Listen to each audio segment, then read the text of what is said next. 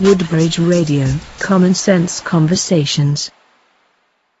Hello, and welcome to Common Sense Conversations. I'm your host, James Woodbridge. Tonight we have a very special guest with an amazing inspirational story.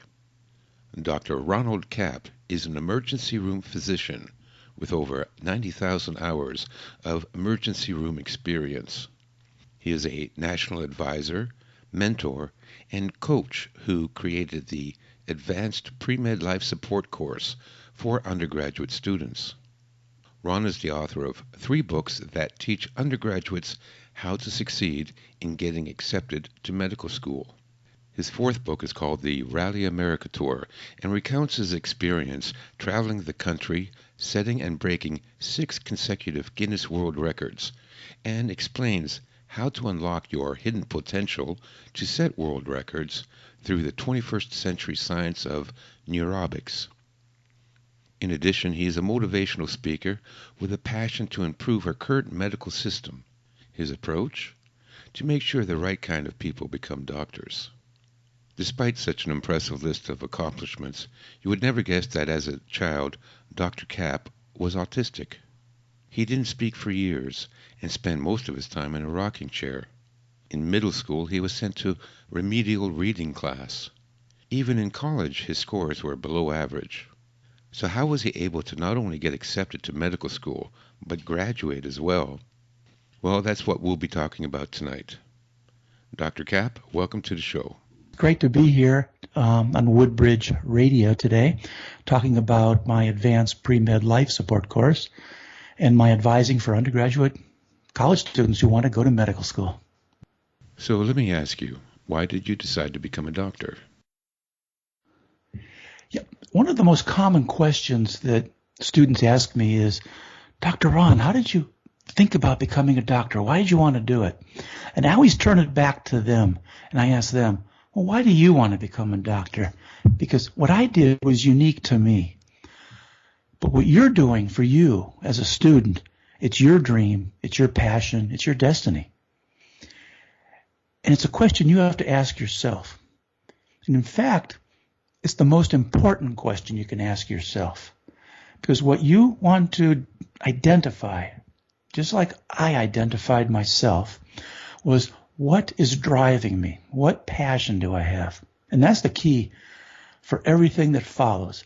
If you can identify the fact that you have passion for medicine and you love what you're doing, then everything else becomes secondary. So when I looked back, I said, well, I want to help people. And I read a lot of different books, talked to some people, and everybody kept telling me, if you can be of service to other people, you will have a rewarding and happy life. And I said, oh, no, I want to make a lot of money. I want to be a doctor. No. You don't make a lot of money being a doctor. You have a comfortable living. You can, have a nice house, have a car, go on vacations. But typically it's not a lot of money. And that's what I talk to students about. It's like, you're not going to be rich doing this. If you want to get rich, money is not the driver. Passion is your driver. Your dreams, your desire, your goals. And a lot of people have the dream. I estimate that nearly 500,000, it's 500,000 students finish high school every year and want to become doctors. So they enter college thinking, I'm going to be a doctor. That number gets whittled down over the 4 years of college as pre-medical students. And last year, 21,030 students entered U.S. medical schools. Not very many when you look at the fact that 500,000 initially had that dream, had that goal, had that passion of saying, I want to help people, I want to be a doctor, I want to do this as a career. So I think what drove me was my passion of thinking I want to help people and doing something to leave not really a legacy, but maybe a legacy to my own mind when I'm sitting on my porch when I'm old, reminiscing about my life. Maybe I do that now a little too often, but later in life to say, I helped some people. They don't remember my name. I don't remember their name. But we interacted for a brief moment in time, And it's that time when I practice the art of medicine. So I think my dream has come true. I'm pretty happy with what I've chosen and what I've done. Wanting to help people is a noble cause, but honestly, aren't most doctors in it for the wealth and fame? Wealth and fame is not going to happen to very many. If you want to do that, there are far easier ways. Becoming a doctor is a long road, as you know. 3-4 years of college, typically 4 years of medical school, another 3 to 7 years of residency, another year or two of fellowship after that. I didn't get my first job till I was 34 years old. I think medical school has a pretty notorious reputation as being extremely difficult and trying, and that you would need pretty high IQ in order to succeed. What are your thoughts on that? You know, a lot of students think about it and they get scared because they say, well, when I read the manuals, when I talk to the advisors on campus, when I talk to other students, they say I have to have this fantastic GPA using stratospheric MCAT scores. And while that might be true for acceptance, that is not true for being a doctor. My philosophy is that any average college graduating student, be average or thereabouts, can practice medicine quite easily and do it very well, competently, and help a lot of people. It's not that difficult of a profession. We have a mystique that you have to be brilliant to be a doctor. Wrong. We have a mystique that you have to have these fantastic skills. Wrong. What you have to have is that passion that I mentioned, but you also have to know how to interact and have rapport with your patient. And that's the key. There's an old saying, people don't care how much you know until they know how much you care. I plastered that on a few walls over the years for myself and the other doctors and nurses, because it really is a profession of one-on-one, person-to-person interaction where the client, the patient, comes in with some problem. And my job is to diagnose and then fix that problem. I think it was Henry David Thoreau, that said, the first wealth is health. You've heard the old saying, healthy, wealthy, and wise. That's why health is first. Because if you don't have your health, you don't have much of anything. So I tell students, look, you got to have the passion. You got to want to do this. And it's not that hard, but you'll have many, many hurdles along the way. So what do you think is the biggest obstacle students face when attempting to get into medical school? It depends from what viewpoint. The biggest obstacle has many perspectives. From a student's point of view, who's 18, 19, 20 years old, they're looking at GPA and MCAT scores. They have to take organic chemistry, physics, upper division biology, biochemistry courses. And with the competition today, you need A's. Then they look at the medical college admissions test called the MCAT. They say, I have to score really high on this. So all these students that take all these classes find it really problematic to outcompete. So I call it a pre-med tournament. It is a true single elimination tournament where some win, some lose. We forget about the losers. The winners go on and enter medical school, go on and enter their residency, go on and become doctors. Nobody remembers the losers. But unfortunately, in that cohort of losers, there are many, many students who'd be fantastic doctors. They have the empathy, they have the concern, they have the humanitarian personality, but they're never given a chance. So I say our entire pre-med system is dysfunctional. Now, the advisors on campus don't like to hear this. I'm sorry. Advisors on campus aren't doctors. They're not practicing physicians. They're PhD researchers. And they've never held a newborn baby. They've never watched somebody die when you're there doing your best and they still die. The emotional impact of being a doctor is so tremendous that all the campus advisors are doing is saying, you got to get that A in your course. You got to get that high MCAT score. And while you're at it, get some great letters of recommendation. Well, guess what? That has nothing absolutely nothing to do with the practice of medicine. So it's a shame that many students that would make good doctors don't become doctors. Can you explain why? We have a problem in America with our medical training and selection system. So we select these 20,000 students to enter, all with great grades, intellectually brilliant. But no one really selects based on empathy, humanitarianism, because that's too hard, the psychological factors. And then, as you've heard, many students graduate with PTSD, post-teaching stress disorder, I call it. They finish their medical school and they're so stressed out. They've tracked students to say, look how levels of depression soar during medical school and residency. I know you're joking, but I recently read an article that said that many medical school graduates do indeed suffer from PTSD. Is it really that grueling? It's a lot of memory work. It's a lot of staying up late at night trying to memorize and process mounds and mounds of data. But so what? It's most of it with today's computers, today's computational systems. We don't need to have the fabulous memory that I was required to have 20, 30 years ago. You look it up on the internet. I'm looking up many things on the internet. Drug interactions, contraindications, different disease processes. I just look it up again. No one can remember it all. That's where my thesis comes in, that anybody can be a doctor. Anybody can figure this out if they want to. It's just getting in. So from the student's perspective, one of the hardest aspects is getting those grades. Of course, there are many other problems, such as finances. The average student is finishing medical school with approximately $200,000 in student loan debt. That's a lot of money. I understand that you are also a pre-med counselor or coach, and that you developed a program called the Advanced Pre-Med Life Support Course.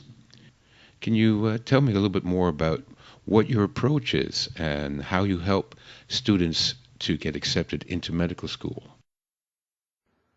My personal approach to counseling students is acting as their coach.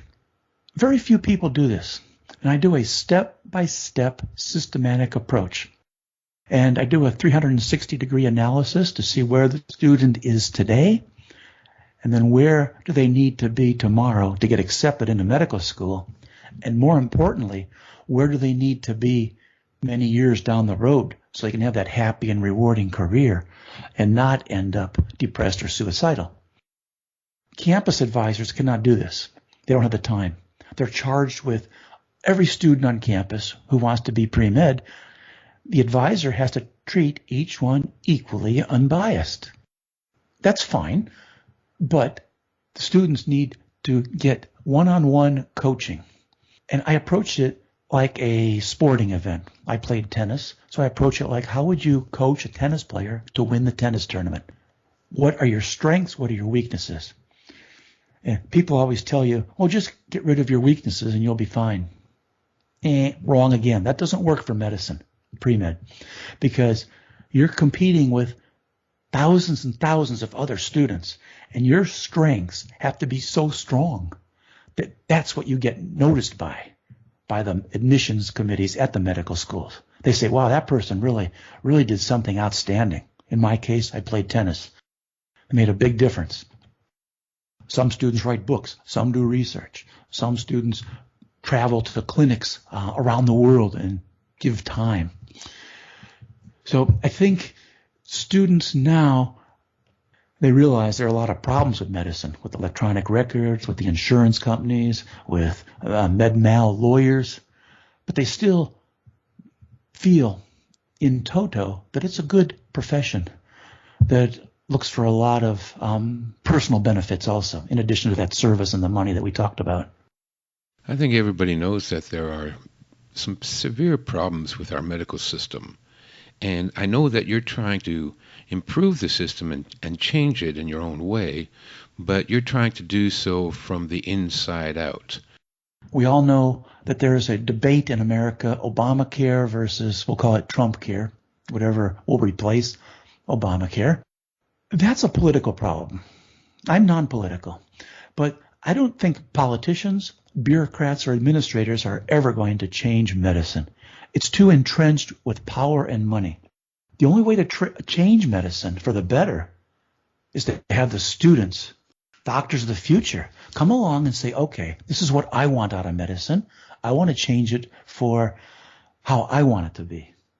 Right now, medical costs in total for all the U.S. run about $3 trillion a year. That's 20% of our gross domestic product.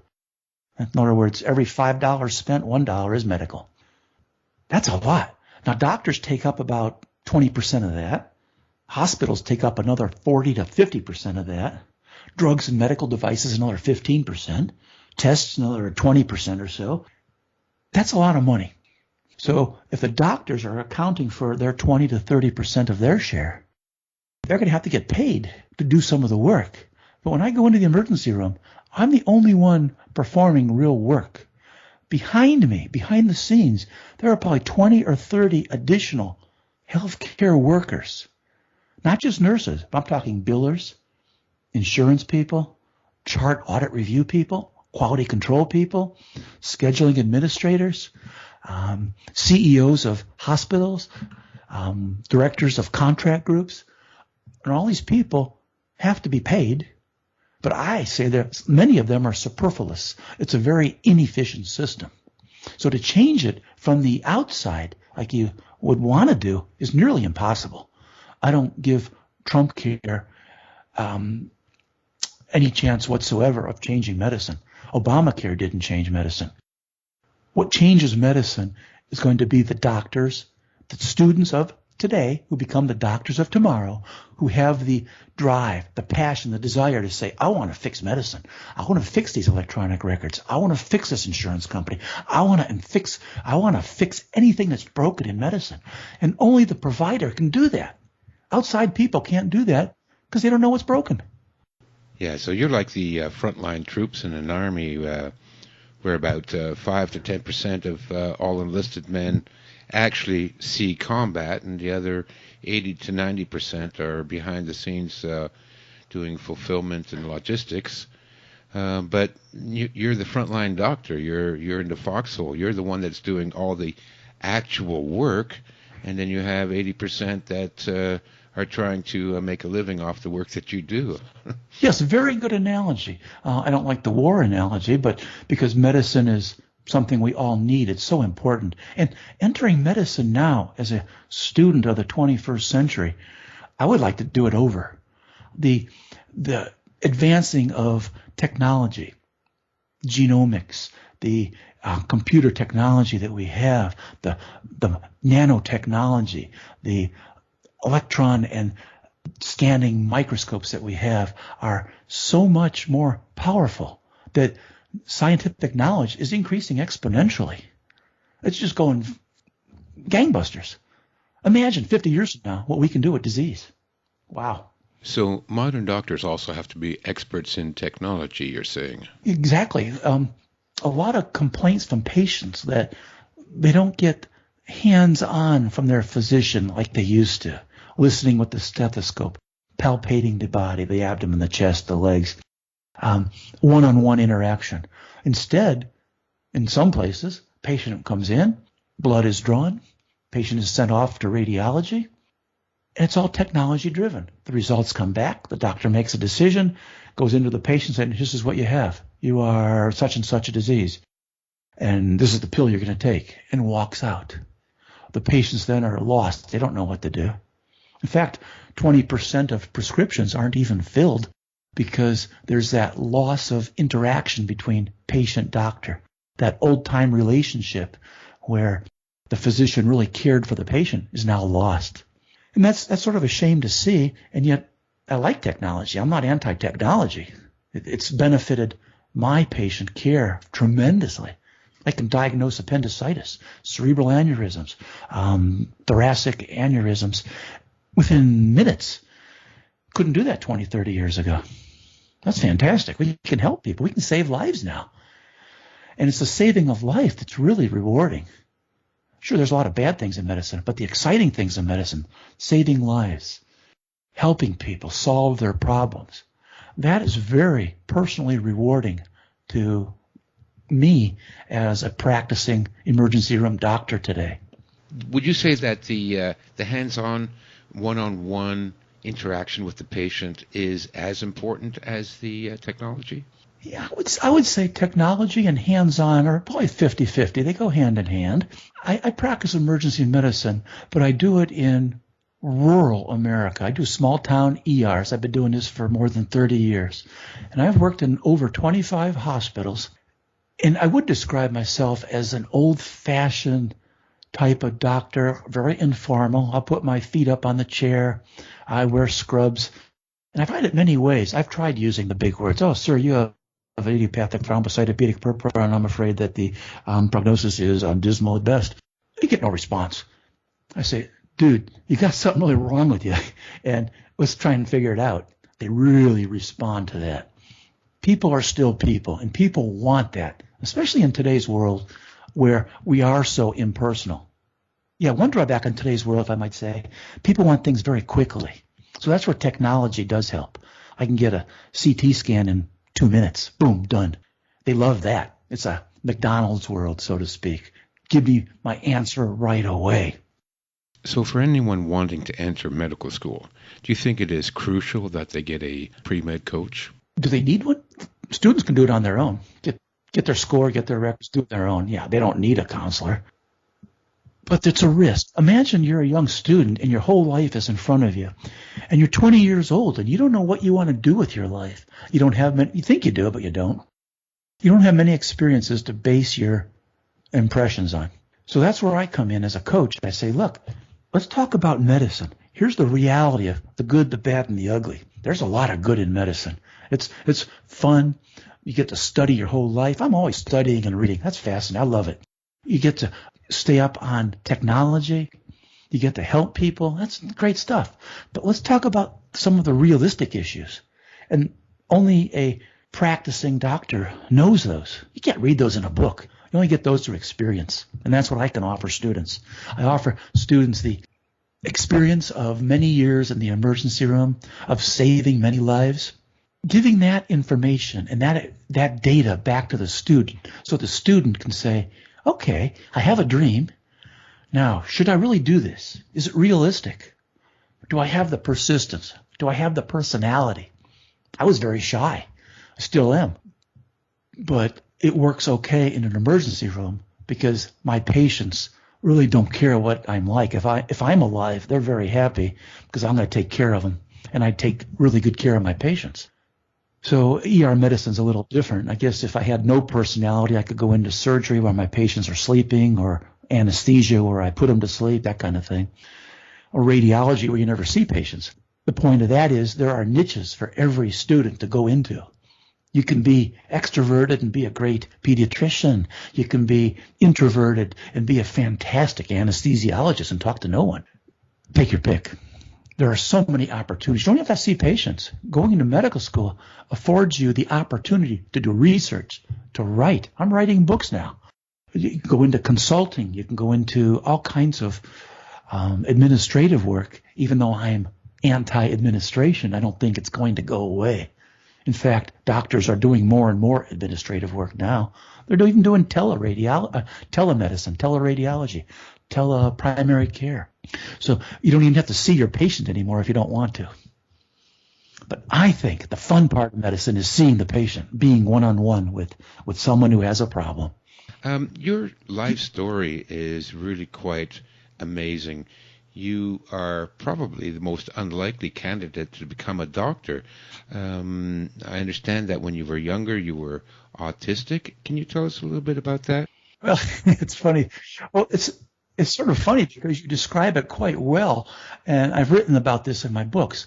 Now, I was never officially diagnosed with autism, but I'm convinced I was autistic. I had this beautiful rocking chair, and my first 5 years of life, I rocked. And I rocked every day, and I didn't talk much at all. I went to school as a kindergarten student, and I was really scared. I remember it very well. I did not want to leave home. kindergarten, all these children knew things I didn't know. They knew how to play with blocks. I didn't know how to do that. They knew how to play with toys. I looked at toys like, what are these things? Where's the rocking chair? I was really behind. First grade, second grade, third grade, I was trying to learn how to read, and they put me in the remedial reading group. And I got a little better at reading, but one of the things I did do in high school and college, and I'm convinced it really helped, I took many speed reading courses, so I can read really quite quickly now and comprehend quite well. But I took a lot of speed reading courses. That helped. And then in 8th grade, quickly to go through my life, we moved. I was considered the weakest child in school in the junior high because the previous weakest child beat me in wrestling. So this kid was a little skinny little runt of a kid. He pins me wrestling in like 10 seconds, and I had the moniker thereafter as the weakest child in junior high. Well, that didn't make me feel very good either. So there I was autistic. I was the weakest kid in school. I was in the remedial reading group. So my self-esteem must have been very low. So students with poor self-esteem could still make it. That's for sure. And then I went into high school, and I still didn't have any real skills. So I was sort of a loner, quiet, introverted child. I had a few friends, of course. I took up tennis. I guess I took up tennis a little earlier, but I really focused on tennis in high school. And it's in one of my books where I talk about our Rally America tour. And I practiced and honed that skill. There's an old saying, you need about 10,000 hours of practice to become an expert at something. I quadrupled that. I played a lot of tennis. So I had two things in my life, tennis and books, tennis and school. I went to Ohio State and played more tennis, studied more, didn't know what I wanted to do. In fact, I had enough classes at Ohio State to be a Spanish major. I wasn't pre-med. Couldn't do it. I went to the pre-med advisor's office one time, and it was a lady advisor, and she just laughed at me and said, Ron Kapp, your grades are too low. And you haven't even taken the MCAT score. No medical school in America will ever take you. You're stupid. I said, well, I was thinking maybe medicine would be a good career choice for me. She said, no way. You're too stupid. I'm seriously. That's what she said to me. You don't have the intelligence to be a doctor. Well, one of the things I have learned is I love challenges, whether it's that rocking chair or whether it's a tennis tournament or someone saying, you're too stupid to be a doctor. I said, well, I think I might prove you wrong. Maybe I'll think about this a little more seriously now. And there was nobody to ask, so I had to figure it out myself. But I kept playing tennis. The lesson I learned, the lesson for students is you have a thought in your brain. The thought is the inspiration. But now you have to make that thought reality. So I wrote one of my books called the Rally America Tour, where my partner, Will, is a tennis player also, and he and I had an idea of how long could we hit a tennis ball? Just an idea. We worked on it. We're pretty decent tennis players, and eventually we hit a tennis ball, like you said, 15,464 times, and then voluntarily stopped. Nobody missed. Guinness record. We took that inspiration and made it reality. I did the same thing in medical school. I took the inspiration of being a doctor and made it reality. What steps are needed? Step by step, what blueprint can I follow to get from point A to point Z to become a physician? So if I can do it, if I can become a doctor after being autistic, not doing well in elementary, junior, or senior high, barely making it through college, I think anybody can almost. Anybody can become a doctor. So that always gets me upset because we have a physician shortage in America. We restrict who gets to go to medical school. We keep this a very elitist profession. It shouldn't be. I say it's a wrong selection process to keep it elitist. Let's open up medicine to more students like it used to be a long time ago. My process, the step-by-step process, uncovering your passion, your beliefs, is really based on research that was done by Napoleon Hill, and he published that in 1937, Think and Grow Rich. What a fantastic book. Everybody should read this book.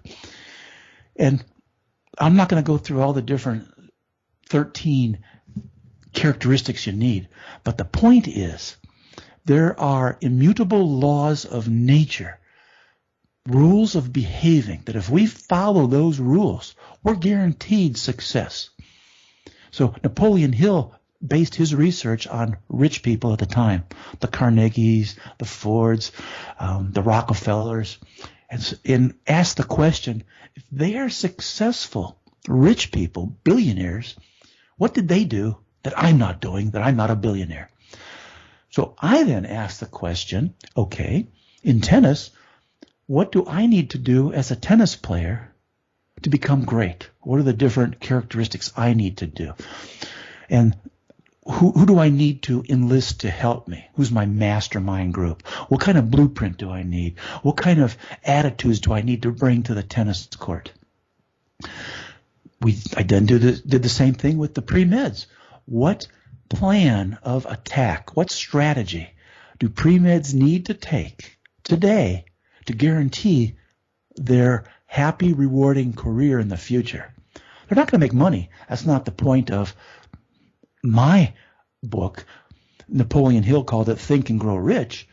But I took the concept, those laws, because these are not changeable laws. Human nature has not changed in thousands of years. We still want to be successful. They wanted to be successful 100 years ago. We want to be successful today, and students will want to be just as successful 100 years from now. And these rules, I outlined them in my books, that it's so simple. It's formulaic driven. And pre-med students know all the formulas. We know the math. We know how equations work. We know that if there's an imbalance on one part of the equation, the reaction does not go forward. Oh, if it goes forward with an explosion, which is a depressed doctor or a doctor who commits suicide or something like that. But if the equation is proper and it's balanced and the 13 ingredients are met, then you have almost a guarantee of success. So that's why we did the Rally America tour. We're not the greatest tennis players in the world, but we do hold Guinness Record because we use the formula that Napoleon Hill first described. And the same formula would go for business, for any entrepreneur. It would go for a lawyer, any other profession, and is definitely applicable to today's pre-medical students trying to become doctors, the most competitive major on campus. I noticed in your book on the Rally America tour that you seem to employ a system that's kind of old. Maybe it's outdated, but it seems to be successful, and that's the Napoleon Hill method. Could you speak a little bit about how you've used that method to break a Guinness Book of World Records, or be successfully admitted to medical school? Why do you use this old, sort of almost outdated method? Yeah, it's funny when I look back at what I've written, and then look and review my life. I was doing a lot of the things during my career of college and afterwards, of having that passion, having the faith that I will be successful, having the affirmations and repeating them over and over that, I really want to do this. This is something I'm really going to do. And it works. I'm living proof that it works. If I'm there barely getting out of a rocking chair to enter kindergarten, barely making it through school at times, and now I travel around from hospital to hospital because I go where I'm needed at times, and I have a great life. I'm very exciting about it. I love medicine. If I can keep practicing until I keel over, that would be wonderful. Not that I want to keel over, but I do want to keep practicing.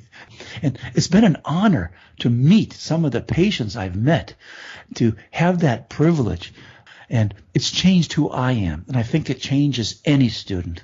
We are on a journey of discovery with all the thousands and thousands of researchers.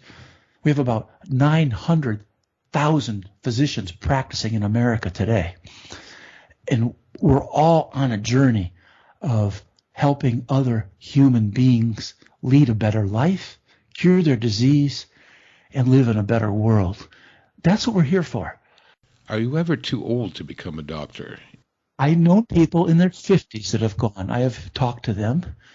I'm counseling one student. He is 44. He's in Dallas. He was a successful businessman, and he always had that dream. He's 44, has 4 children, and he's studying for the MCAT right now and taking some of his final prerequisites. And he'll get in because he's brilliant, of course. But I'm recommending that he goes in because he really has the drive and passion to want to help people. He's not doing it for the money. He says, I've always thought medicine would be so fascinating to sit down with someone and talk to them and to look in someone's eyes when they get what you're saying. And they see hope. They come in despair, especially in the emergency room. Everybody comes in despair because by definition, everybody has an emergency. But when they leave and they're smiling, if that's the case, we hope they are, that's really rewarding. I don't know of many professions that give that back to me as a job. They leave happy. Well, we're just about at the end of the hour. And do you have any final words of advice for anyone wishing to enter medical school? I think the final decision is really up to the student. It's still a lot of work. And the advisor on campus is really the student's best friend, even though I degrade their work environment sometimes. They're really the student's best friend. They know the requirements on their own personal campus. They know the requirements of the different medical schools. So I work in conjunction with those college campus advisors. But realize most of them, probably 98% are PhDs. Only a few MDs on campuses across the country. So it's up to the student to work with their campus advisor. Then they need to read a lot about medicine. They need to think about what they're doing. And then they need some real hands-on practical experience. The typical shadowing experience now is paltry at best. It really needs to, you got to get in the trenches. It's not that hard. There are ways to do it, and there are places that can be found to do it. But they need to sit down with some doctors locally in their cities and say, what's going on? It's a 40-year profession, for goodness gracious sake. If you're going to spend 40 years of your life, hard work, late nights, premature aging, risk depression and suicide that we mentioned, these are bad things, but the rewards are worth it. So they need to know what they're getting into. But it's so exciting to be a doctor with the technology, the human interaction. And serving humanity is, of course, the best. And I didn't realize how powerful that was when I was starting out. Now I look back and say, wow, that's very powerful. I'm really glad I would pick this profession again and again and again, whereas others wouldn't. Now, maybe I just got lucky. Maybe I have something in my DNA that says I'm supposed to be there. But when I look at my DNA, I'm not sure it was that good to start with. So that's where my mission of getting many students accepted who have that passion, that's a true mission of mine, to get them accepted. So if any of our listeners are interested in finding out more about the work you do and the books you've written, how can they get a hold of you? I have a website. It's Premed Life Support with hyphens in between Premed Life Support. Or they can just email me at drkapp@kappmd.com. Google me, just Ronald Kapp MD. I'm on the internet, of course. Find me on the internet at Premed Life Support, and I'll be your life support to get you accepted into medical school. Dr. Ronald Kapp, thank you so much for being on the show today. It's been a real pleasure having you on and finding out more about what it takes to become a doctor. Thanks for being on the show. It's been a pleasure. Talk again in the future. Woodbridge Radio, Common Sense Conversations.